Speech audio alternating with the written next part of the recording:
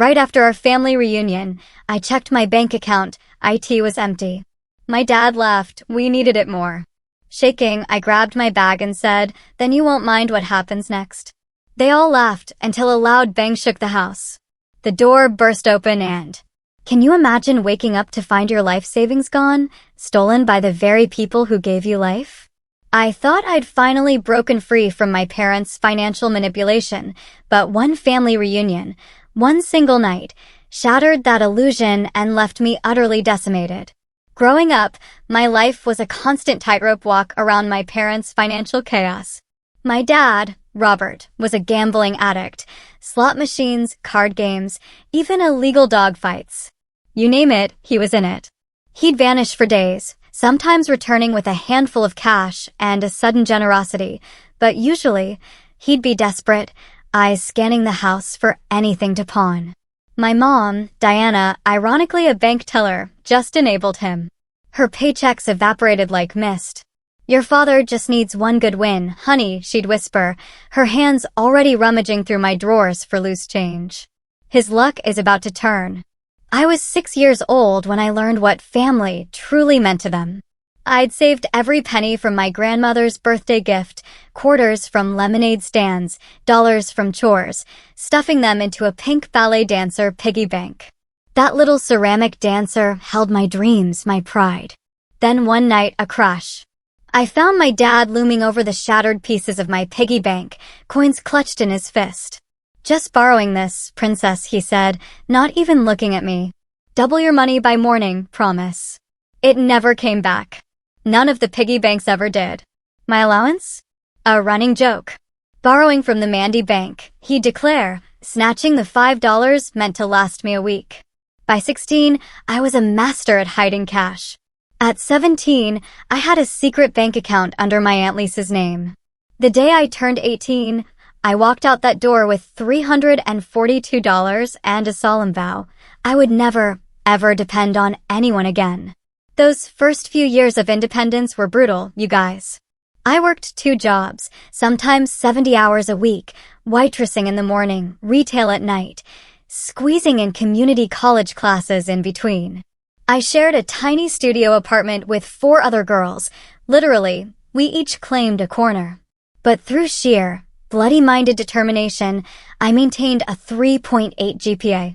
My junior year, a marketing internship became my lifeline. My boss, Vivian, saw something in me that I barely recognized myself. She became my mentor, fought for me to get a paid position, and wrote a recommendation that changed my life. After graduation, I landed an entry-level marketing job, and for the next decade, I just climbed. Methodically. Junior copywriter, content strategist, campaign manager, department lead. Every promotion, every raise, went straight into savings and investments. My colleagues bought new cars and took exotic vacations. I drove the same beat-up sedan, lived in the same modest apartment. My focus was absolute. Last year, at 31, it all culminated. I was promoted to senior marketing director at a huge firm in Seattle. My salary doubled. For the first time in my life, I could actually breathe when I thought about money. That $78,000 in my savings account wasn't just cash. It was my freedom. It was the down payment on the house I'd already picked out, the tangible foundation of the secure life I had built, inch by painful inch, against every odd. Through all those years, my relationship with my parents remained strained, but civil. They called when they needed money, and like a fool, I'd give it, clutching onto this naive hope that maybe, finally, I'd earn their approval. Just until payday, they'd promise. Just for the electric bill. Of course, the loans were never repaid. The requests just grew larger. 3 years ago, I lost $5,000 to them, supposedly for emergency medical bills. Later, I found out it funded a gambling trip to Atlantic City. That was it. I finally set firm boundaries. No more money. No more bailouts. No more enabling. Their reaction was textbook. I was the cold daughter, the selfish one, the ungrateful child who abandoned her family. Monthly calls dwindled to quarterly texts, then almost total silence. So when the family reunion invitation arrived last month, I almost trashed it. 3 years of minimal contact had given me space to heal. But my therapist, Dr. Winters, suggested I go. Attend with strong boundaries, she advised. Observe, don't participate. It might offer closure. Against every instinct, I RSVP'd. One weekend. One chance to see if any real family connection was even possible. Maybe time had changed them, changed us. Maybe they had grown, like I had. God, how desperately I wanted to believe we could be a normal family. That hope, that tiny flicker of desire, was about to utterly betray me. That Friday evening in June, pulling up to my parents' house, my first thought was, how? The shabby bungalow of my childhood was transformed. Fresh siding, a beautiful wraparound porch, professional landscaping. When I asked about it, my mom just waved it off. Oh, your father's been doing handyman work. You know how clever he is. Clever? My dad couldn't build anything that lasted more than a few weeks. This screamed skilled contractors, serious money. Inside, it was the same story. New hardwood, gleaming appliances, a massive 70-inch TV. For people who regularly begged me for help with utility bills, they were living shockingly well. My Aunt Lisa met me at the door, her hug tight. Brace yourself, honey, she whispered. Everyone's in rare form tonight. Lisa was my rock, the only adult who ever saw through their charades, so her presence was a small comfort. The house filled with distant cousins, squabbling uncles, kids tearing through rooms. My mom was holding court in the kitchen, accepting compliments on a catered spread she swore she'd made herself. Then my dad spotted me. There she is. The big career woman. He paraded me around, his arm heavy on my shoulders, bragging to anyone who'd listen about my daughter, the marketing executive. My mom was equally effusive, bringing me drinks, introducing me repeatedly as our successful daughter, asking detailed questions about my job, my apartment, my friends. It was so unlike them. They'd never shown this kind of interest before. They're laying it on thick, my younger brother, Jacob, muttered when we finally had a moment alone. Jacob had followed my path, moved out at 18, kept his distance. Mom asked if you were still with that investment broker, he warned. Seems really interested in your financial situation. My stomach dropped a little. Patrick and I broke up 6 months ago, I replied, confused. I told her that. Jacob just raised an eyebrow.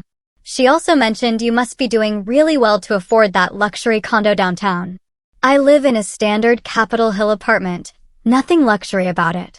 A familiar, cold unease crept up my spine. They were fishing, testing the waters. Yet, despite all the warning signs, a part of me, a small, foolish part, still yearned for a normal family. When my dad asked me to sit at his right hand at dinner, a childish pleasure bloomed. When he actually listened intently to my explanation of our latest marketing campaign, I glimpsed, for a fleeting second, the father I had always wanted. Later, we were looking at old photo albums, laughing at embarrassing childhood pictures. For a few precious hours, it felt like a real family connection. Remember when Mandy saved up for 6 months to buy that bicycle? My mom said, pointing to a picture of 12-year-old me with my blue Schwinn. She was so independent even then. What she didn't mention was that bike disappeared 2 weeks later, supposedly stolen from our garage. I later found the pawn shop receipt. Independent and smart with money, my dad added, a glint in his eye. Not like her old dad. But hey, that reminds me, how's that investment portfolio of yours doing? Patrick had you in some good stocks, right? The question seemed casual, but his gaze was sharp, oddly focused. Still basking in the warm attention, I answered more openly than I should have. Actually, I switched advisors after Patrick and I split. My new investments have done really well this year. My advisor shifted some assets into tech startups that nearly tripled. My dad whistled. Smart girl. Bet you've got a nice nest egg growing. My Aunt Lisa cut in, her voice firm. She does. And she works incredibly hard for every penny of it. The conversation shifted, but it kept circling back to money. How much did marketing directors make? Was I planning any big purchases? Had I thought about helping Jacob with his student loans? By midnight, utterly exhausted from the constant vigilance, I excused myself. I put my purse, with my wallet and phone, in the bedside drawer, a habit ingrained from years of protecting my belongings in that house. Before sleep finally claimed me, I felt a feeling I hadn't experienced in my parents' home for decades, a fragile, foolish hope that maybe, just maybe, we could build a healthy family relationship. That hope wouldn't survive the morning. The next morning at 7:30 a.m., my phone started buzzing with transaction alerts. Half asleep, I opened my banking app, expecting a coffee purchase or a streaming renewal. Instead, my world stopped. The balance displayed was $837.22. Yesterday, it had been $78,837.22. I froze. A technical glitch, I thought. I closed the app, cleared the cache, reopened it. The balance was unchanged. My heart began to pound a frantic rhythm against my ribs. I checked my transaction history. A series of transfers had drained the account, all between 2 and 4 a.m. All authorized from an unknown device. Still in my pajamas, I called the bank's fraud department, pacing the tiny guest room. When the representative finally answered, their words obliterated any hope of an easy fix. Yes, Miss Carter, we do show several large transfers from your savings account last night. I didn't authorize them. I insisted. It has to be fraud. According to our records, she said, her voice chillingly calm, the transfers were authorized using your correct password and the authentication app on your registered device. And the accessing IP address. She paused. The location appears to be your current location. My blood ran ice cold. Can you tell me where the transfers went? Several different accounts. The largest was to a Robert Carter.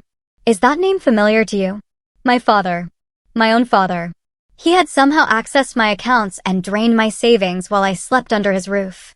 I ended the call and tore through my purse. My wallet looked untouched. But in a secondary compartment where I kept a small notebook with account info, something was off. The items were subtly rearranged. Someone had gone through my bag. Memories flashed, Mom insisting on taking my jacket to hang it properly. My purse left briefly in the living room when Lisa called me to the garden. The unusually deep, heavy sleep I'd fallen into after that single glass of wine my mother had pressed on me. It hit me then, a sickening punch to the gut. They had planned this. The entire reunion.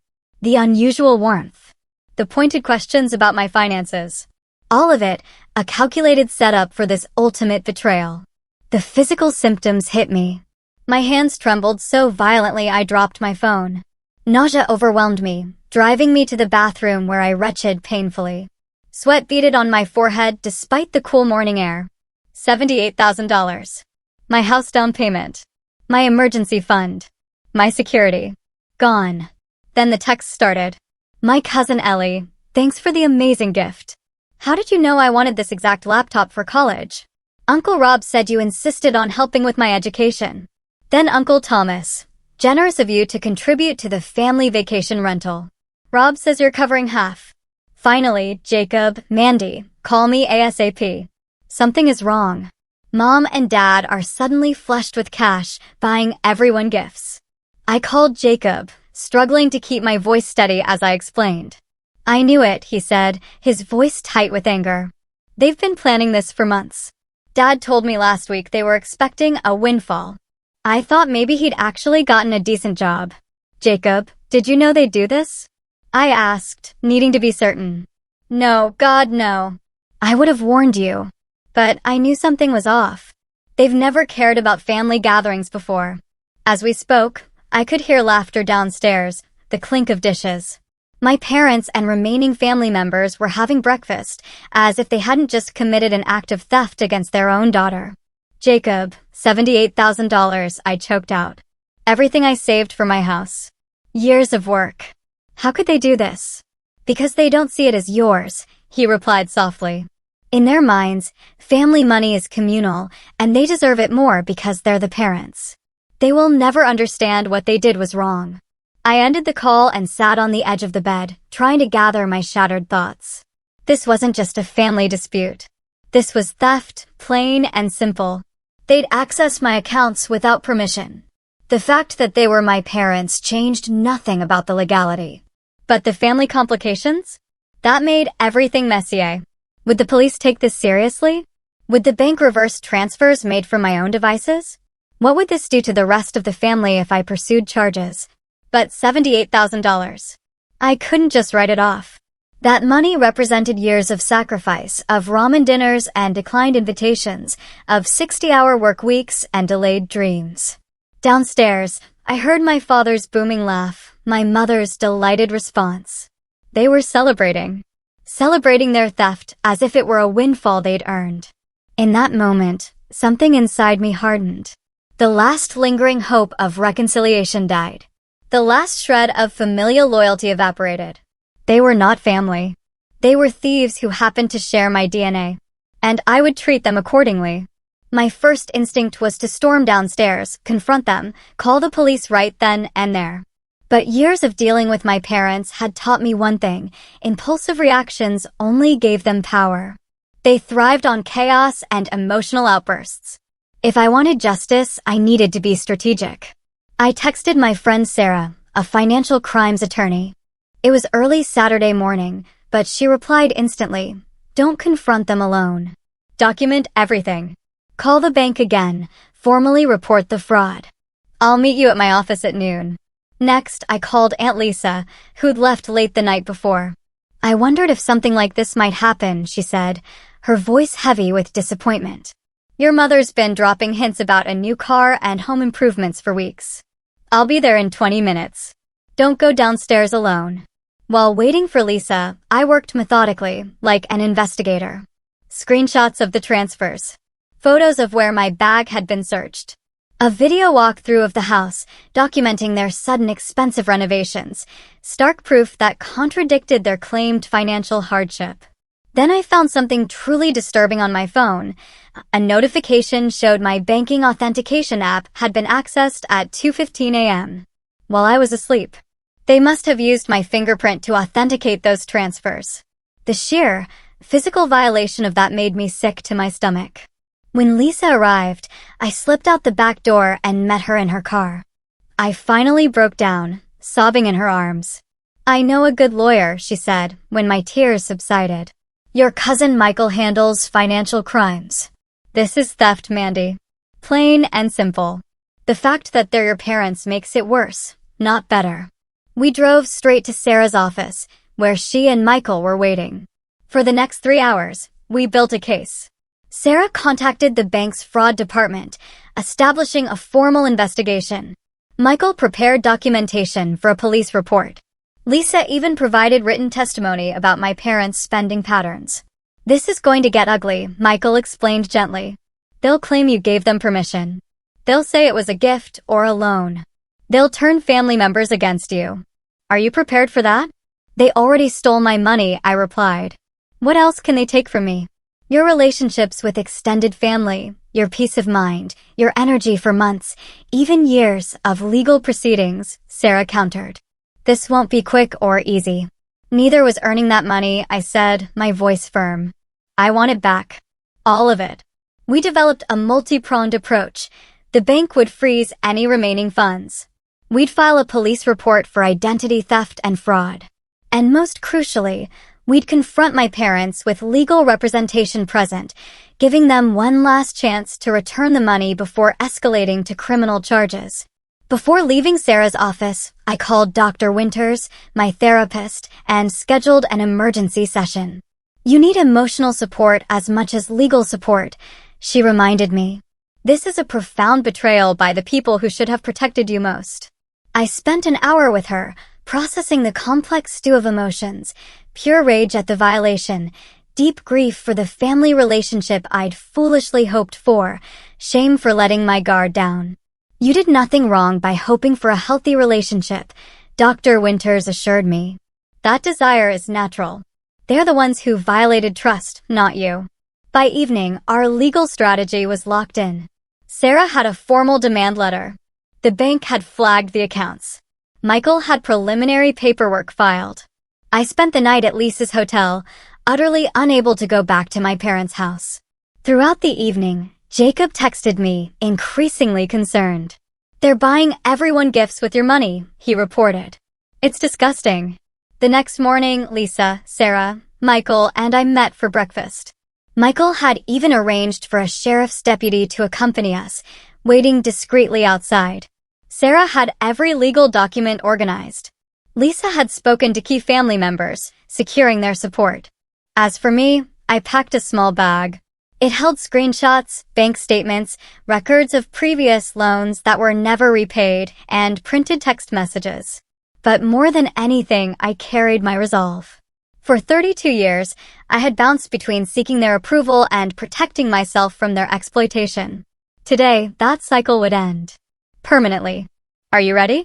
Sarah asked as we pulled up in front of their house. I took a deep breath. I've been ready for this my entire life. We arrived at my parents' house at exactly 10 a.m. The sheriff's deputy parked discreetly down the street, ready to move when signaled. Michael stayed with him, while Sarah, Lisa, and I walked to the front door. My hand trembled slightly as I rang the doorbell of the home where I'd grown up. No matter how prepared I thought I was, confronting the people who'd raised me, then utterly betrayed me, sent adrenaline coursing through my veins. My father answered, surprise flickering across his face before he settled into a practiced, fake smile. Mandy, we wondered where you disappeared to yesterday. And Lisa, good to see you again. Who's your friend? This is Sarah, I said flatly. My attorney. His smile faltered for just a moment, then returned tighter. Attorney? What's this about? Diana. Come see who's here. My mother appeared, wiping her hands on a dish towel, her eyes darting nervously between us, lingering on Sarah's professional attire and the portfolio tucked under her arm. May we come in? Lisa asked, her tone making it clear it wasn't a question. My father stepped back, ushering us into the living room where, just 2 days ago, we'd shared family photos and laughter. Now, the atmosphere crackled with cold tension. Robert, Diana, I began, my voice steady, formal. You know exactly why I'm here. You accessed my financial accounts without permission and transferred $78,000 to yourselves and others. My father didn't even try to deny it. He just scoffed, settling heavily into his new leather recliner. It's just money, Mandy. You have plenty more where that came from with your fancy job. That was my house down payment, I replied, struggling to keep my voice from shaking. Money I saved for 14 years. We needed it more, he said, with a dismissive wave. The family needed it. You'd understand if you weren't so selfish. My mother stepped forward, her eyes wide with practiced innocence. Honey, we were going to discuss it with you. We just knew you'd say no if we asked first. You always say no these days, I countered, because you never repay what you borrow. That is theft, not borrowing. We gave you life, my father snapped, his facade of joviality finally evaporating. Everything you have comes from us. That makes it family money. Sarah stepped forward, opening her portfolio. Mr. and Mrs. Carter, I represent Mandy in this matter. What you have described is not how the law views parent-child relationships or financial obligations. You have committed identity theft, bank fraud, and grand larceny. My mother's eyes filled with tears. How could you bring a lawyer against your own parents after everything we've done for you? What exactly have you done for me? I asked quietly, looking directly at her. Stolen my childhood savings? Taken the bicycle I bought with my own money? Borrowed thousands you never repaid? Or are you referring to accessing my accounts while I slept in your home as a guest? You ungrateful little. My father began to rise from his chair. I have documented everything, I interrupted, holding his gaze. Every unauthorized transfer, every account where my money was sent, every purchase you've made since stealing it. The bank has already frozen the remaining funds. My father's face flushed crimson. You can't prove anything. You stayed in our house. Maybe you gave us your passwords. Maybe you authorized those transfers yourself and now you're having regrets. Actually, Sarah interjected, her voice cutting through his bluster. The transfers occurred between 2 and 4 a.m. while Mandy was asleep. The authentication was completed using her fingerprint while she was unconscious, possibly after being given something to ensure deep sleep. That elevates this to a much more serious category of crime. My mother's tears dried instantly. You've always been dramatic, Mandy. Always exaggerating. No one will believe you over us. The evidence speaks for itself, Lisa said. And I will testify to your comments about accessing Mandy's accounts, Diana. So will others who heard you discussing it. You have a choice, I said, reaching for my bag where we had placed the legal documents. Return my money in full by tomorrow, or I press charges for theft and fraud. My father laughed, a harsh, humorless sound. Go ahead. See how that plays with the family when you drag your own parents to court. Who do you think they'll side with? The daughter who abandoned her family, or the parents who sacrificed everything for her? Then you won't mind what comes next, I said, my hand still on my bag. At that precise moment, a loud bang shook the house. The sheriff's deputy knocked firmly on the front door. My father's laughter died abruptly. The door flew open and Michael entered with the deputy, legal papers in hand. Robert and Diana Carter, the deputy asked, though it was clearly a formality. I have here an emergency order freezing your assets in connection with a fraud investigation. My father jumped to his feet. This is ridiculous. You can't just barge into my home. Actually, sir, I can, the deputy replied, handing him the document. I have a warrant related to a financial crimes investigation. These accounts have been flagged for suspicious activity consistent with identity theft and unauthorized transfers. My mother began to cry again, this time with genuine fear in her eyes. Mandy, how could you do this to us? We're your parents. Parents don't steal from their children, I replied steadily. They protect them. The confrontation escalated quickly. My father's indignation twisted into rage, then outright panic as the seriousness of the situation sank in. My mother alternated between desperate pleading and furious accusations, claiming I'd always been selfish, cold, always misunderstood them. As the deputy explained the legal process that would follow, the front door opened again. My Aunt Ruth and Uncle Thomas walked in, having arrived for the weekend barbecue my parents had planned to celebrate their windfall. What is going on here? Ruth asked, taking in the chaotic scene. Your brother stole $78,000 from Mandy's accounts, Lisa explained bluntly. Now he's facing the consequences. The shock on their faces confirmed they'd had no idea about the source of my parents' sudden generosity.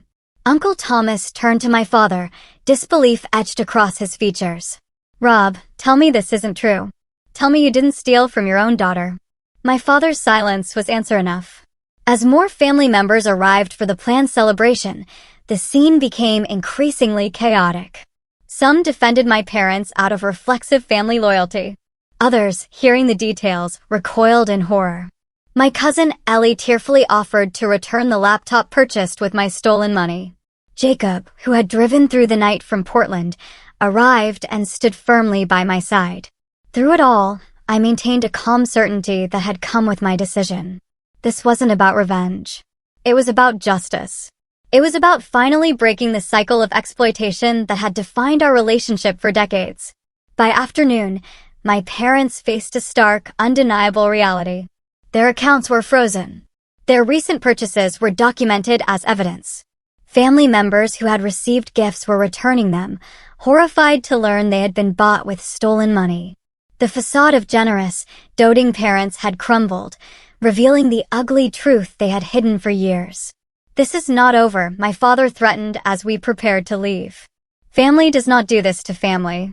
You're right, I agreed, meeting his gaze directly. Family does not do this to family. Remember that the next time you consider stealing from your daughter. We left them standing in their renovated living room, surrounded by the material goods they had valued more than their relationship with their own child. As painful as the confrontation had been, with each step away from that house, I felt a monumental weight lifting from my shoulders. For the first time in my life, I had refused to be their victim. The weeks following that confrontation were a blur of legal proceedings, emotional processing, and a complete reevaluation of my life. The financial hit was immediate and severe. While the bank had frozen my parents' accounts, recovering the money was complicated. Some was already spent, and other portions transferred to relatives who had unknowingly accepted stolen gifts. Michael guided me through filing a formal police report, leading to my parents being charged with identity theft and financial fraud. The prosecutor warned me the case would drag on for months, especially if they fought it. They'll fight, I told him. Admitting guilt would mean admitting they were wrong. They're incapable of that. And they did. They hired a defense attorney, claiming the money was a gift, that I'd voluntarily given them my passwords, that this was just a daughter regretting helping her struggling parents. The family, predictably, fractured. Some relatives, especially those who'd benefited from my parents' sudden wealth, sided with them. Others, who'd seen their manipulation for years, supported me. Our family group chat became a war zone, my character shredded by people who barely knew me. "How could you put your own parents through this?" my cousin Ryan demanded at the courthouse. "Over money? Is that all family means to you?" "This isn't about money," I replied. "This is about trust, respect, and boundaries." They violated all three.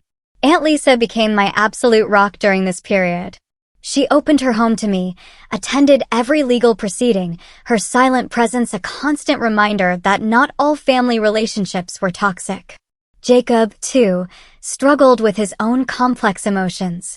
He supported my legal action, but the idea of our parents being convicted weighed heavily. "I keep thinking about Dad teaching me to ride a bike," he confessed during a late-night call, or Mom making soup when I was sick. Were those moments real, or just more manipulation? "Both can be true, Jacob," I told him. "They can have loved us and still treated us terribly. We can remember the good moments without excusing the bad ones." Professionally, the situation was a nightmare. I had to take emergency leave, explaining the humiliating details to my boss to justify my absence during a crucial campaign launch. But Vivian, my mentor, was incredibly supportive. "Family financial abuse is more common than people realize, Mandy," she told me. "Take the time you need. Your job will be waiting." My financial security, so painstakingly built over 14 years, had been shattered overnight. While I had other investments, the loss of that down payment meant delaying my dream house indefinitely. I moved money to a new bank, adding layers of biometric security that couldn't be accessed while I slept. The mental health toll, though, was perhaps the most significant. Despite weekly sessions with Dr. Winters, I grappled with trust issues, became hypervigilant about my finances, checking accounts multiple times daily. Sleep was a luxury, constantly replaying the betrayal. "What you're experiencing is trauma," Dr. Winters explained. "Being victimized by parents creates a unique kind of injury because it violates our most fundamental trust." Social media, too, became a battlefield. My mother, a master of victimhood, posted heartbreaking updates about her ungrateful daughter who'd turned on her own parents. I deactivated my accounts, cutting off another connection to the extended family I'd hoped to rebuild. 6 weeks after the confrontation, I hit a wall. The relentless stress had taken a physical toll. I'd lost 12 pounds, suffered insomnia and constant migraines. The legal bills mounted, even with Michael's reduced rate. A part of me wondered if pursuing this was truly worth the cost, not in money, but in my own well-being. I called Lisa in a moment of weakness. "Maybe I should just let it go," I whispered. "Write off the money as the cost of finally learning who they really are." "You could do that," she acknowledged. "No one would blame you for prioritizing your peace over justice. But Mandy, this cycle will never end unless you end it. Your parents have never faced consequences for their actions. That's why they keep repeating them." She was right, of course. For my entire life, they'd faced no real repercussions. Each time they took, borrowed, violated boundaries, they learned that behavior was acceptable. The next day, I reaffirmed my commitment. Not out of vengeance, but of fierce determination to finally break a pattern that had defined too much of my life. As summer turned to fall, small victories accumulated. The bank restored $34,000 that was directly traceable. Cousin Ellie returned the laptop. Other relatives returned gifts or paid the equivalent. My parents' attempt to transfer ownership of their house to my Uncle Thomas, to shield it from judgments, was blocked by the court. Most significantly, I started building a new support system, a chosen family. My friends rallied with dinners, movie nights, and the simple gift of normalcy amidst the chaos. My colleague Zoe invited me to her family Thanksgiving, and for the first time in memory, I experienced holiday warmth without that underlying tension. Through it all, I kept reminding myself that healing wouldn't be a linear path. Some days I felt strong, certain. Others, I questioned everything. Dr. Winters assured me these fluctuations were normal, part of processing such profound betrayal. Family relationships are complicated because they're involuntary, she explained. We don't choose our parents, and society places enormous pressure on us to maintain those relationships, regardless of how harmful they may be. Giving yourself permission to prioritize your well-being over family obligation is a profound act of self-care. By December, 7 months after the theft, I had recovered nearly $50,000. My parents still faced criminal charges, with a trial date set for February. The family remained divided, though several relatives who'd initially sided with my parents quietly reached out after learning more details. The most unexpected development came from Jacob, who, through his own therapy, had processed his childhood and emerged with a clarity I still sometimes lacked. They will never change, he told me over coffee during a rare in-person visit. But we can. We can build something better, something healthier, not with them, but with each other and the people we choose to call family. For the first time since the theft, I felt genuine hope for the future. Not the naive hope that had led me to that reunion, but something stronger, more resilient. Hope built on the foundation of self-respect and the boundaries I had fought so hard to establish. 1 year after discovering the theft, I stood in the courtroom as the judge delivered the final ruling. My parents had eventually accepted a plea agreement, admitting to lesser charges of unauthorized access and financial exploitation, rather than risk a full trial. The court ordered full restitution of the stolen funds, plus interest, totaling $84,620. My parents were sentenced to 3 years probation, mandatory financial counseling, and 200 hours of community service. The conviction would remain on their records permanently. As they left the courtroom, my mother attempted one final manipulation, approaching me with tears streaming down her face. We only wanted what was best for the family, she insisted. Someday, you'll understand what it means to sacrifice for people you love. I looked at this woman who had given me life, then spent decades taking pieces of it back. I already understand sacrifice, I replied quietly. I sacrificed the fantasy of having parents who put my well-being above their desires. That ends today. My father didn't speak. His eyes, so like my own, held only resentment as he followed my mother out of the courtroom. That silent exit marked the end of our relationship more definitively than any legal judgment ever could. The decision to permanently cut contact with my parents didn't come easily. Society expects endless forgiveness for family, regardless of the harm inflicted. But they're your parents became a refrain I heard repeatedly from well-meaning friends and distant relatives who didn't understand the depth of the betrayal. Dr. Winters helped me navigate this complex terrain. Forgiveness and reconciliation are not the same thing, she explained. You can forgive someone without allowing them back into your life. Forgiveness is something you do for yourself, to release the anger that binds you to them. Reconciliation requires genuine remorse and changed behavior from the other party. My parents showed neither remorse nor change. Their court-mandated apology letter blamed circumstances, minimized their actions, and subtly suggested I had overreacted. They hadn't earned reconciliation, and I had finally learned to trust my own judgment above social expectations. With the legal battle concluded, I focused on rebuilding. The recovered money went straight back into my house fund, now supplemented by a promotion to executive marketing director with a substantial salary increase. By spring, I placed a down payment on a small craftsman-style home in a quiet neighborhood, my first true sanctuary. The process of healing proved even more complex than the legal proceedings. Trust came slowly, even with people who had never betrayed me. I developed new financial habits, creating multiple layers of security around my accounts. Perhaps most importantly, I learned to distinguish between healthy generosity and exploitative expectations. Money is just a tool, my financial therapist explained. The problem was never your money itself, but how your parents used it to control and manipulate. Healthy financial relationships involve mutual respect, clear boundaries, and explicit agreements. I practiced those principles as I helped Jacob establish his own financial independence. When he decided to open his own auto repair shop, I invested as a silent partner with clearly documented terms. Our business relationship strengthened our sibling bond rather than complicating it. Aunt Lisa remained a cornerstone of my chosen family, our Sunday brunches becoming a cherished tradition. "You remind me of myself at your age," she told me once, "building a life on your own terms, despite what the family expected." "I'm proud of you, Mandy." Her words healed something profound within me. The approval I'd fruitlessly sought from my parents for decades meant nothing compared to the genuine pride from someone who truly saw me. My circle of chosen family expanded gradually. Zoe and her husband included me in holidays and celebrations.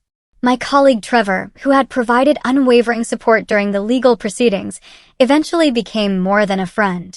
Our relationship progressed slowly as I learned to trust again, his patience never wavering as I navigated my lingering trust issues. Perhaps the most surprising development came through my work with a support group for survivors of family financial abuse. Sharing my story helped others recognize patterns in their own families, while hearing their experiences validated my decision to prioritize my well-being over familial obligation. "You gave me permission to protect myself," one group member told me. "If you could stand up to your parents after 32 years, I could finally tell my brother to stop using my credit cards." 2 years after the theft, I celebrated my 34th birthday, surrounded by people who loved me without conditions, who supported me without exploitation, who respected my boundaries without resentment.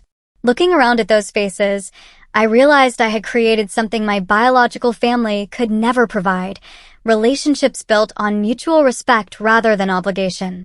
The deepest lesson I learned through this painful journey was that family is defined by behavior, not blood. My parents gave me genetic material and basic survival, but they never gave me the unconditional love and protection that defines true parenting. The people who earned the title of family were those who demonstrated love through respect, support, and celebration of my independence.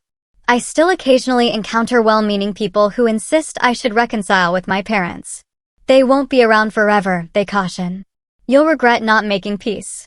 What these people fail to understand is that I have made peace, not with my parents, but with myself. I have made peace with the reality that some relationships cannot be healed because one party refuses to acknowledge the harm they've caused. I have made peace with prioritizing my well-being over social expectations. I have made peace with creating my own definition of family. The money was recovered. The house was purchased. The legal case was closed. But the true resolution came in recognizing my own worth and refusing to accept less than the respect I deserved, even from the people who brought me into this world. Family is not who you come from. It is who you choose, who chooses you in return, and who proves that choice through actions, not mere biology. In building my chosen family, I found the security and belonging my parents could never provide. That is a lesson worth every painful step of this journey.